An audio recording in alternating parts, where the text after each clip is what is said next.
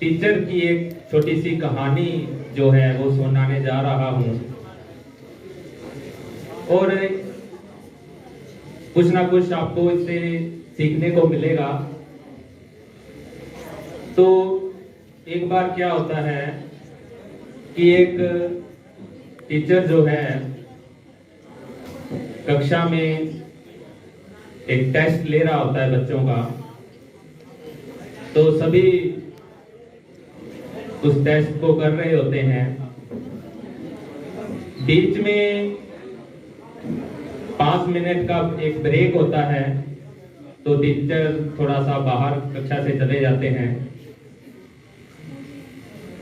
जब वो वापस आते हैं, कुछ बच्चे भी बाहर जाते हैं। तो जब टीचर वापस आता है तो उसी कक्षा का एक विद्यार्थी जो है खड़ा होकर कहता है कि सर, मेरी एक वॉच जो है वो गुम हो गई। बहुत महंगी वॉच थी, वो गुम हो गई है। तो टीचर को लगता है कि बाहर से तो कोई और आया नहीं है इस कक्षा में, तो इसी क्लास में किसी ना किसी ने हो सकता है कि वो जो है चुराई। उतने में टीचर जो है एक उसको सोचता है कि वो सभी बच्चों की आंखों पे पट्टी बांध दे। पट्टी बांधने के बाद वो एक एक करके तलाशी लेना शुरू करता है। तो वो जो वॉच है वो उसी कक्षा के एक विद्यार्थी ने जो है चोरी की थी। तो वो बड़ा घबरा जाता है कि आज मेरी खैर नहीं है, सभी के सामने मेरी बेइज्जती होगी, मेरी इंसल्ट होगी, घर पे पता लग गया तो घर पे भी मुझे मार पड़ेगी।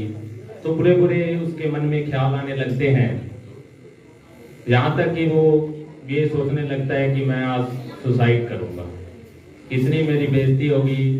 लेकिन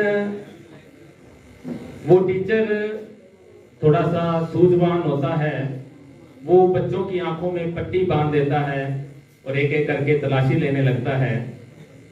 तो जब वो जिस बच्चे के पास जिसने चुराई थी उसके पास आता है तो उसकी जेब से वो वॉच निकल जाती है। टीचर क्या करता है कि वो उसकी जेब से वो घड़ी जो वॉच है उससे लेकर जिसकी गुम होती है उसको दे देते हैं। और इससे क्या होता है कि वो किसी को पता नहीं चलता कि किसने चुराई थी वो। उसके बाद क्या होता है कि जो लड़का जिसने वो घड़ी चुराई थी उसके जीवन में बदलाव आ जाता है कि आज जो टीचर ने मेरी जो है मेरी लाज रख ली। अब वो कहता है कि अब मैं जो अपने खुद पढ़ लिख कर मेहनत करके, मैं चोरी करके नहीं, अपनी मेहनत से वो घड़ी जो है खरीदूंगा। तो क्या होता है कि उसके जीवन में बहुत बड़ा बदलाव आ जाता है और वो खूब मेहनत करने लग जाता है। मेहनत करके खूब आगे पढ़ता है और जैसे ग्रेजुएशन कर लेता है, पोस्ट ग्रेजुएशन कर लेता है। और एक दिन वो जो है एक जो आपके आईएएस का एग्जाम होता है वो पास करता है। और आईएएस एग्जाम पास होने के बाद वो एक जो डीसी के पद पर उसकी सिलेक्शन होती है, डिप्टी कलेक्टर, उपायुक्त, पूरे जिले का वो मालिक होता है। तो उसकी उसी जिले में उसकी जो ज्वाइनिंग है वो हो जाती है जिसमें वो पढ़ा करता। तो एक दिन इसी तरह जैसे अपने एनएसएस का कैंप चल रहा है, उस एनएसएस कैंप में उसको जैसे अपने आते हैं यहाँ पे मुख्य अतिथि, तो उसको भी मुख्य अतिथि के रूप में बुलाया जाता है। तो जैसे वो आता है तो जो प्रोफेसर उसको पढ़ाता था अभी वहीं पे है, वो पढ़ा रहा होता है। तो जब वो उसके साथ आता है, जैसे आईएएस आते हैं तो उसके पास जो है 3-4 पुलिस की गाड़ियां, अच्छी सिक्योरिटी होती है। तो जब वो कॉलेज में एंटर करता है तो वो टीचर को वो पहचान लेता है, वो जिस प्रोफेसर से वो पढ़ा होता है उसको वो पहचान लेता है। लेकिन वो उसको आता है सर के पास, सर को नमस्कार करता है और कहता है कि सर,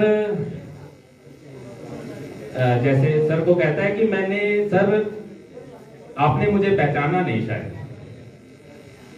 तो सर, क्योंकि काफी साल हो चुके होते हैं, जो पहले वाली घटना होती है, सर को ध्यान नहीं रहता। तो वो सर को कहता है कि सर, मैं वही स्टूडेंट हूँ जो जिस क्लास में आप पढ़ा रहे थे, मैंने वो घड़ी चुराई थी।